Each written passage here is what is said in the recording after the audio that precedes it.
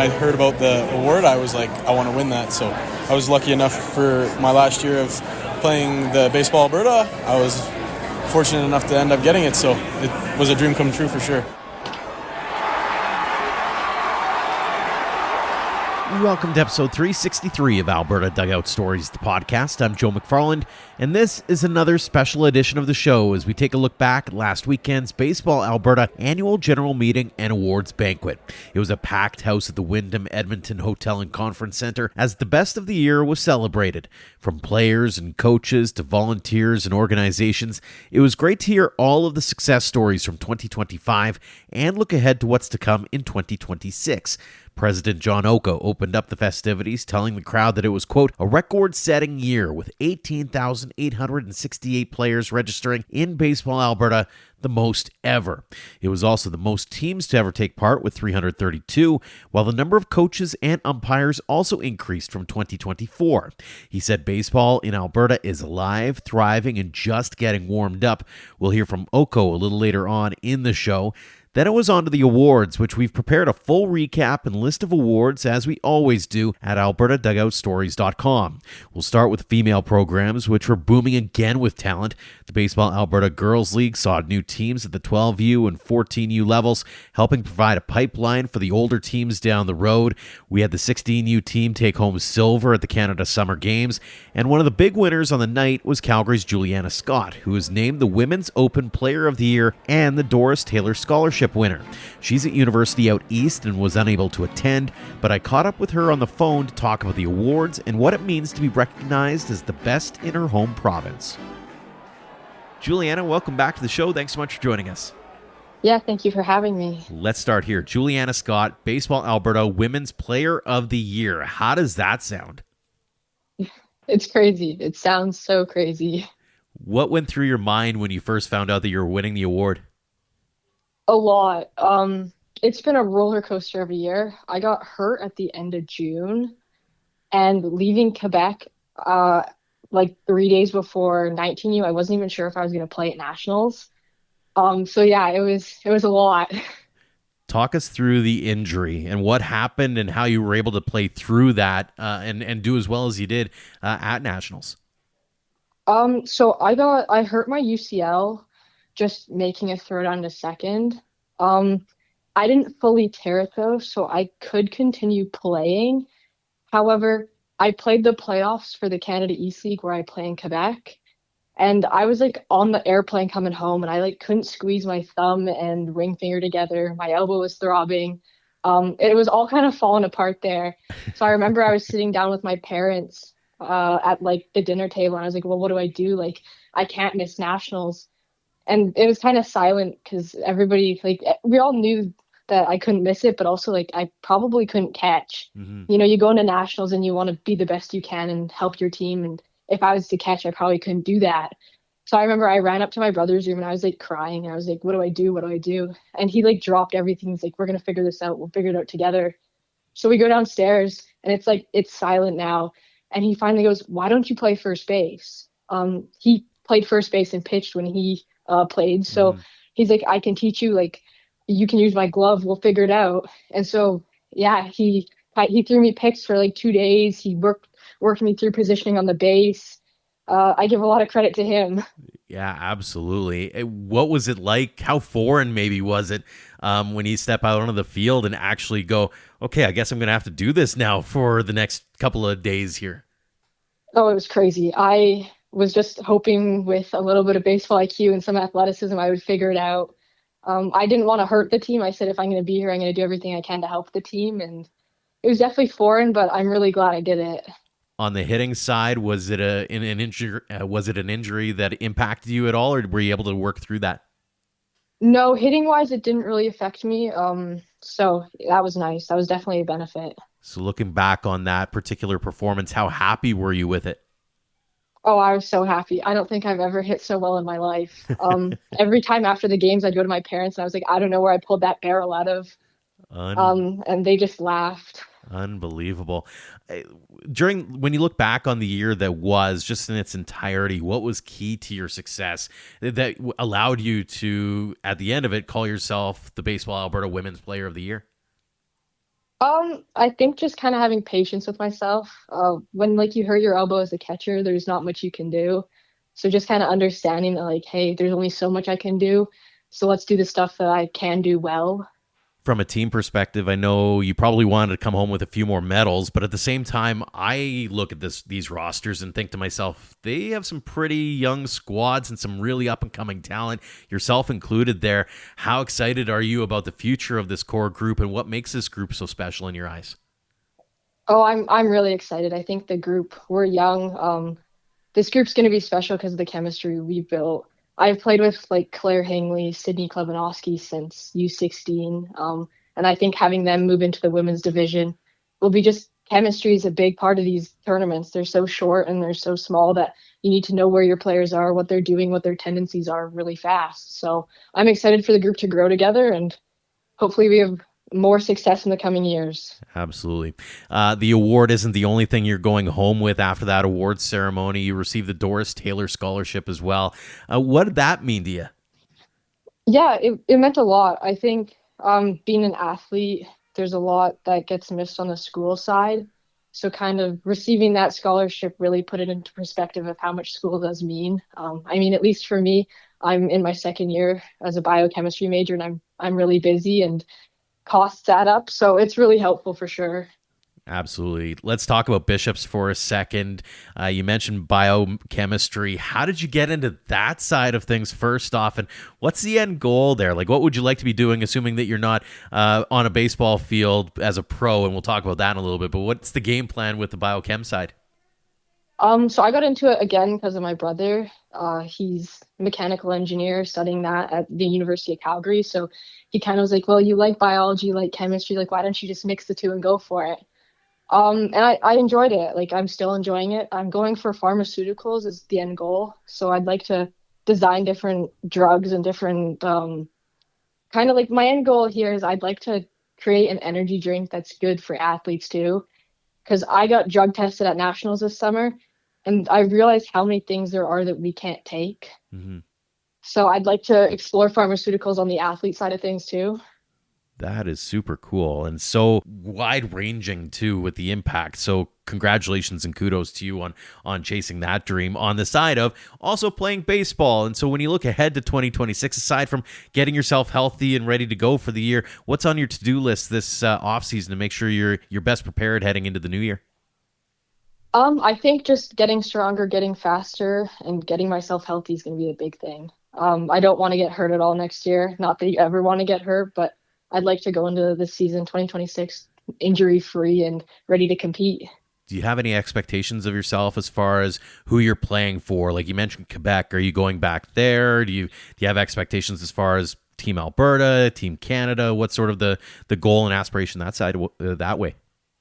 Yeah, I'm going to be back in Quebec playing again. I have a really good group of friends here that I'm going to stick with. As for Team Alberta, Team Canada, I think I'm going to come back to Team Alberta as soon as nationals come. And the end goal is Team Canada. I'd love to wear a maple leaf and represent my family and all the hard work that I've done. So I think that's the end goal for this summer, and hopefully we can get there. Absolutely. And on top of that, we're fresh off of, in the last couple of days here, the Women's Pro Baseball League draft. I know you've got a few friends who had their names called over the last couple of days as well. How cool was it to see that all play out the way it has? Yeah, it's super exciting. It finally gives women a path in baseball if they want to follow it. It gives us people to look up to. It gives us a dream to pursue. So I'm super excited.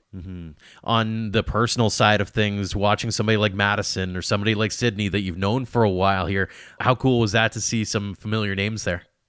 Oh, it was great. I texted Sudbury right after and was like, that's amazing. I'm so proud of you. I'm super happy for her and going to continue to follow what she's done along with Maddie Will. I'm really happy for them both. Is that something that's on your radar now? Like, hey, you know what? This is something that I can maybe chase in the not too distant future? Definitely, definitely. As of right now, I have my sights set on the national team, the World Baseball Cup, and finishing my undergrad. But once my undergrad's done, I think my attention will turn to pro baseball for sure. Fantastic stuff. Final question for you before we let you go, Julianna. How are you going to remember 2025? And beyond that, what are you looking forward to most in 2026? I'm gonna remember a lot of my teammates in 2025. I had a lot of really good teammates, a lot of really good connections. going into 2026, I want to win a little bit more. I love to win, and I'd like to come home with a medal. Well, you've certainly done that, and you've also done that from a personal perspective and hopefully for a team perspective as well. Julianna, congratulations on all the success you had this year. Congrats on the comeback as well from injury. Best of luck going forward in 2026 and beyond. And again, thanks so much for joining us here on the show. Yeah, thank you very much for having me.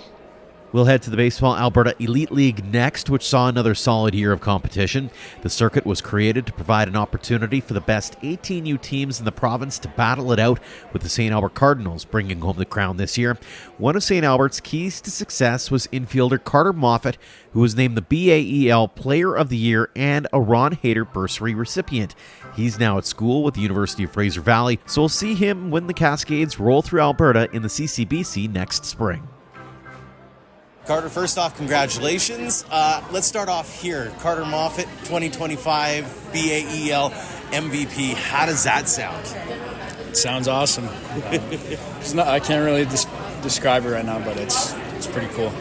What went through your mind when you first found out? I don't even know. It's just exciting. I don't know how to describe it. What was it about the year in your eyes that really stood out? Mostly just how close I was with everybody and am. But we're just a good group of guys who I loved every moment with. So. Absolutely. From a personal perspective, especially that team, I mean, you guys go and win a provincial championship in the process. What was so special about that group that really made you guys believe you could take it all? Well, I've been playing with most of those guys for a couple years at this point, either in the season or in the off season developing. But so there's always kind of a bond there. But even with some of the new guys, they just kind of bought into the team and wanted to be there for the rest of the guys.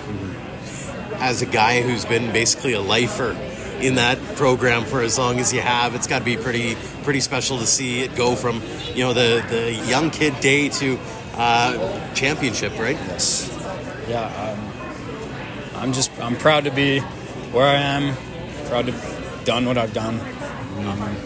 I'm glad with the decisions I've made. Let's talk about the decisions coming up. Obviously, you've had a couple of months now in college. How's life at UFE? It's good. It's really fun. It's a good group of guys so far. Look forward to getting to know them a little bit better, but it's been good so far. You got a bit of a tradition of excellence going on down there as well. I know they won a championship a couple of years ago. What are you hoping to bring to the table with that squad? I'm looking, just want to keep it going. I don't want to stop the momentum. I want to be part of some good teams. Absolutely. A couple more before we let you go. First off, when you look back at 2025, what are you going to remember it most for? I mean, just the fun times. It's good to be around all those guys, all the laughs, all the ups and downs that we had. It was just a good group of guys. Fantastic. And finally, one we ask everybody, what's the game of baseball mean to you? It's everything. I mean, it's been my life for the past 10 years. It's treated me well. It's treated me bad sometimes, but it's been good. It's been very good to you, Carter. Congratulations on the award, the scholarship as well. Continued success in 2026, and thanks so much for joining us here on the show. Thank you very much. Appreciate it. And the final athlete we caught up with at the event was the 18U AAA Player of the Year, Aubrey Stender of the Calgary Cardinals, a product of Strathmore and Going Yard Academy in Saskatoon. He might have also taken home the best dressed of the night with an outstanding custom-made jacket. He has started his post-secondary studies at Williston State College, but was more than happy to come home and celebrate for a little while. Aubrey, first off, congratulations. Let's start here.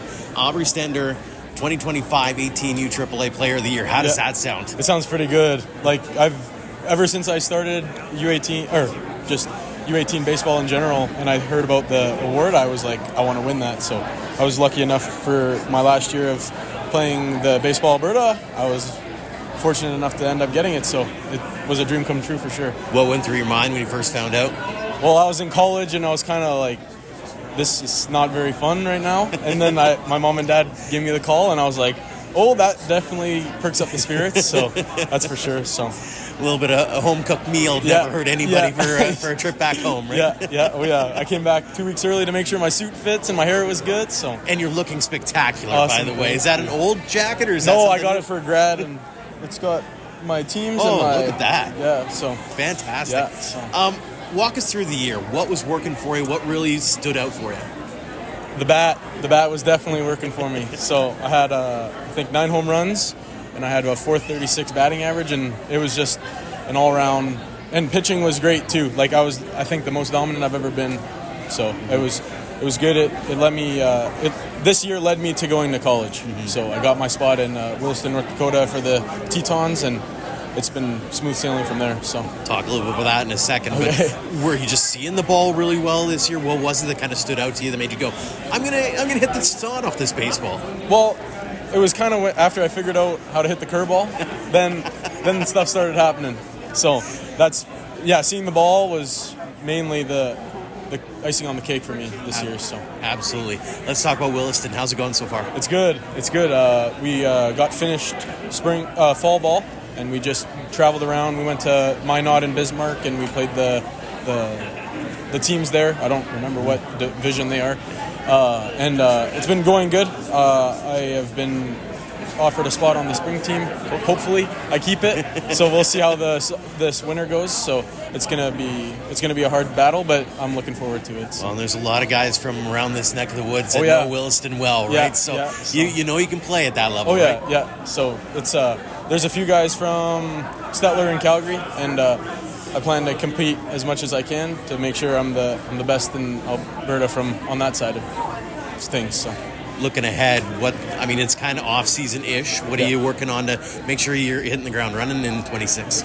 Oh, I don't even know. I'm kind of a tunnel vision right now, so I'm kind of just getting through this year, seeing what's going to open up next year, and then whatever happens. So for sure. Looking back on 2025, is there a moment or a memory that's going to stand out for you? I hit 5 home runs in a weekend. That was the best one, I think. So it's a pretty darn good one, I gotta say. So yeah. Did it feel kind of surreal doing that? Yeah, we had the announcer was like, another one, and then it was kind of just. It was at the point of I was just sprinting around the bases so we could get the game going. So it was a memorable thing. I'll definitely remember it for a while. So absolutely. Final one before we let you get back to family and friends here. What's game of baseball mean to you? It's not a game, it's a way of life. It's like I've been playing baseball and hockey for most of my life, and baseball is just the one that spoke the most.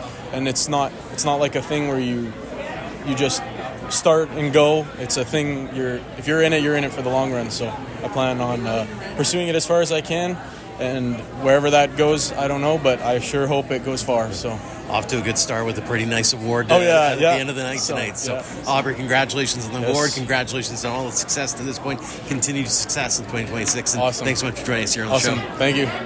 Our final guest on the show this week is the aforementioned Baseball Alberta president, Jon Oko. He's excited about where the game is today, especially finally bouncing back from the pandemic numbers-wise. Oko says athletes see the pipeline from Alberta to post-secondary schools and beyond, even realizing their pro dreams. And the talent is coming from every corner of the province, which is something he wants to see heading into 2026, although he does see some good challenges to have coming on the horizon. Jon Oko, first off, congratulations on the year that's been for you in Baseball Alberta. When you look back on it, what are you going to remember it for? Well, that's a great question. What are we going to remember it for? You know what? It was just another good, solid season. With growth throughout all levels, from our rally cap all the way up to 18U and Vail. I just, when we look back on 2025, it's a tough question because nothing really stands out significantly, but it was just another solid year of great baseball, growth throughout the province at all these different levels, and really. It's more about what's coming in 2026. Mm-hmm. And where I see 2026 is, with the Blue Jays and the success that they had this year, I'm excited, but I'm also kind of worried about 2026 with, are we going to be able to, our associations and everyone going to be able to absorb, I think, the demand that's going to be there to play the game and to, put their kids into the sport and so on and so forth. Like, the excitement is going to build and it's going to grow, and it's, I just don't know if hopefully all of our associations are ready for that influx that's going to come. For sure. You mentioned a number, interestingly, during your preamble at the beginning of the program today. 18,000 plus kids were involved in baseball in 2025. When you think about that number, what strikes you the most about it? Well, what strikes me the most is, we thought at 17,000, or in around that number, like, we already had heard the issues with respect to, infrastructure. So enough diamonds, enough, availability of umpires, which is always the case. It doesn't matter if you have 17,000, 18,000, 12,000, whatever. But, we thought, last year, last few years leading up to this, at 17,000, we had heard the rumblings, hey, you know what, there's just not enough facilities, especially in the larger cities. And to get to 18,000 now, it's like, okay, now, we're going to somewhere see a significant, at some point there's got to be some reckoning with, we just do not have the infrastructure that's going to support this. But we seem to manage. We're inching closer to 20,000, which would be excellent. I think we were close a few years ago. Pandemic shut everything down, and we kind of built from there. It's nice to get back there, but what I worry about is as we continue to grow here, I can see us surpassing 20,000 next year. And, do we have enough? Are our associations ready for that influx? Do we have enough facilities, fields, especially in the larger centers to accommodate, as we get to 19,000, 20,000 and beyond? Mm-hmm. It's interesting. We talked about on a night like tonight, you get to honor some of the people behind the scenes, some of the people who are front and center in a lot of those associations, whether they be the small ones like Irma or the big ones like Fort McMurray. I mean, you got to be pretty heartened by how the communities do come together and have done as best they can to really put on a world-class performance year after year.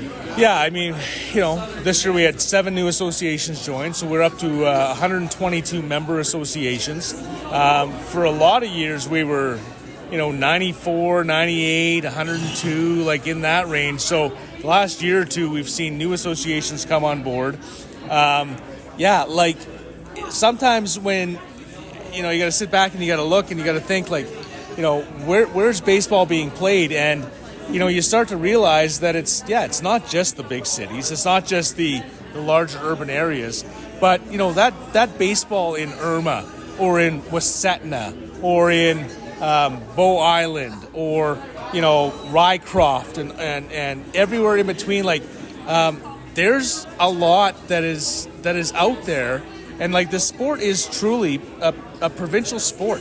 We are not concentrated in, one specific area or just in the large centers or whatever. When you look at our awards banquet tonight, we recognize people from all across the province, from our smallest associations right up to our largest associations, from Zone 1 to Zone 8, everyone in between. There's a lot of good stuff that happens throughout the province. Without both our large and our small associations, we wouldn't be at the numbers we're at, and we wouldn't be as successful as we are, and baseball itself wouldn't thrive like it does. So, kind of hats off to everyone involved in the sport, no matter where they are, what association they're with, big, small, it doesn't matter.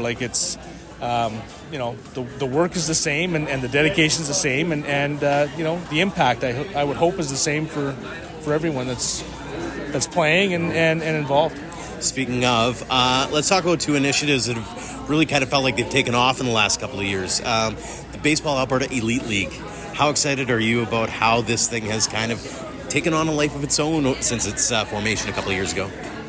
Yeah, I think a number, 5-6 years ago, or just coming out of the pandemic, we kind of looked at that level and thought, okay, well, we got to make this kind of the premier division and the place that the 18 new players want to play, and it was trying to maybe take it out of kind of the traditional realm of kind of all association based and everything, and really truly put it as the pinnacle. So it is exciting to see how it's morphed into now, an elite league that players and coaches and scouts and whoever has looked towards as being a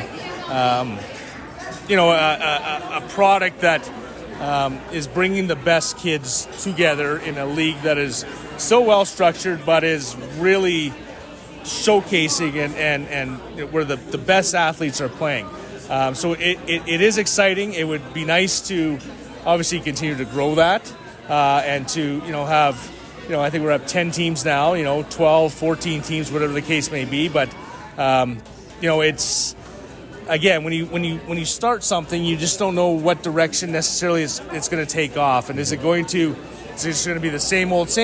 Is it going to grow? Is this going to be stagnant? Whatever. It is nice to see that everyone's kind of bought into this, bought into the concept, and teams and associations and whatnot are they're thinking about the bigger picture now, and they're thinking about is this impactful for the kids that play in the league, and how do we make it that much better? And each year it seems to be more and more in terms of improvements and how things can be better so that we are truly showcasing and using the talent within the league is able to play at the highest level.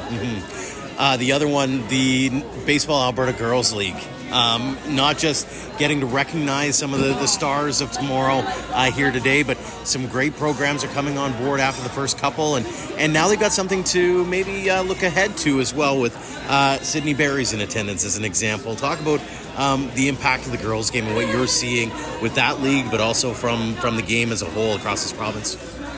Yeah, I mean, girls baseball has always been a focus, but and it's if it weren't for the work of Barb Northcott, Chris James, and there's a number of others, but I mean those two come to mind. Just in terms of trying to showcase and highlight the game. Before pre-pandemic, we had girls teams, we had girls provincial teams. Now we're at a stage where we have a 19U team, provincial team, a 16U provincial team, a 14U team that goes to Westerns. The Women's Open is still an event that we will support if there's enough females that want to play. But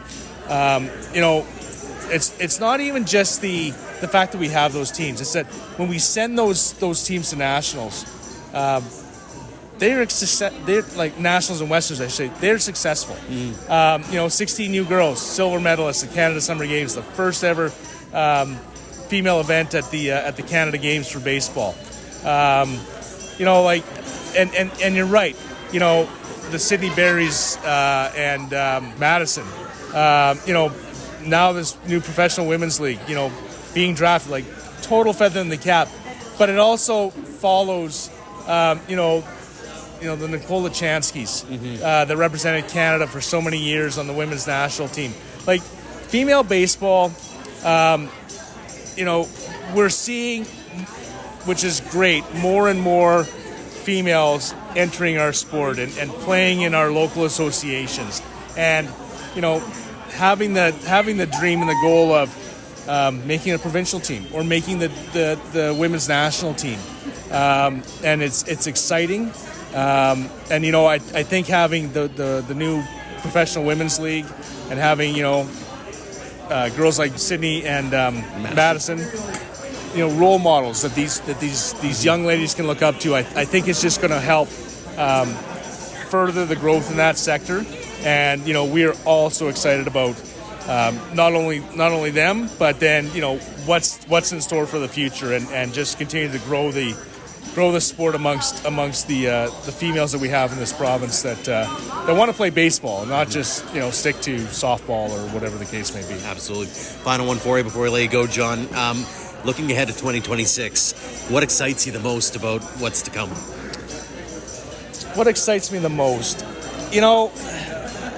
We sit back, we have this wonderful evening tonight, and we go through and we award and recognize so many great, athletes, coaches, umpires, volunteers, and I guess I sit back and I look, where we've been, where we've come from, and we're recognizing so many people now.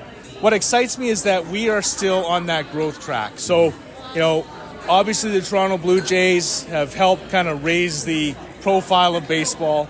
Little worried about, like I said, do we have enough infrastructure, throughout the province, throughout our associations to handle what I perceive or what I feel is going to be a great influx. But it's just, the continued growth and the continued,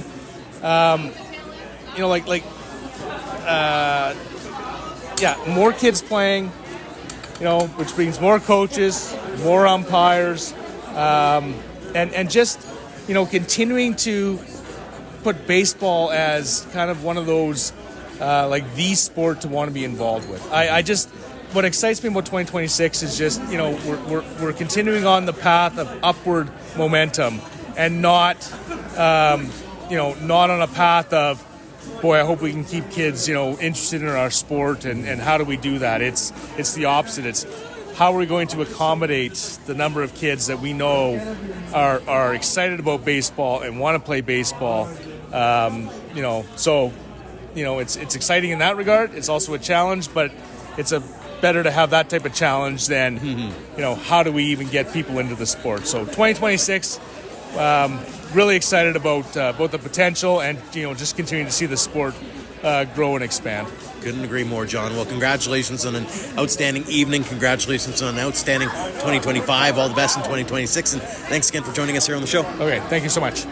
Thanks again to Julianna Scott, Carter Moffat, Aubrey Stender, and Jon Oko for joining us this week. And congratulations again to all of the winners of Baseball Alberta awards and recognitions last weekend. Thanks as well to the brass at Baseball Alberta for having us and being so accommodating. Again, for a full rundown of the event and list of winners, head to albertadugoutstories.com.